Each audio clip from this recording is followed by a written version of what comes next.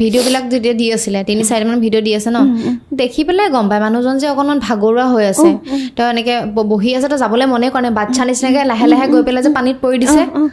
তেওঁলোকেতো গম পাব লাগিছিলে সন্মুখত দেখি পেলাই থাকি পেলাই আমি ভিডিঅ'ত দেখিয়ে গম পাইছোঁ তেওঁলোকেতো ব্ৰেইনত খেলাব লাগিছিল আৰু জুবিন গাৰ্গ হয় বেলেগ নহয়তো আৰু নেমকেয়াৰত তেওঁৰ চিকিৎসা চলি থাকে কিবা হ'লেই তালৈকে আহে ডক্টৰ হিতেশ বৰুৱা ছাৰে মিডিয়াত কোৱা মই দেখিছোঁ শুনিছোঁ যে লিখি দিছে হেনো লিখি দিছে সিদ্ধাৰ্থক মাতি পেলাই কৈছে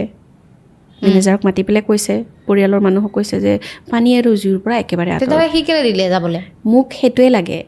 যে যিজন মানুহক মাতি আনি সন্মুখত পৰিয়ালৰ মানুহৰ সন্মুখত কৈছে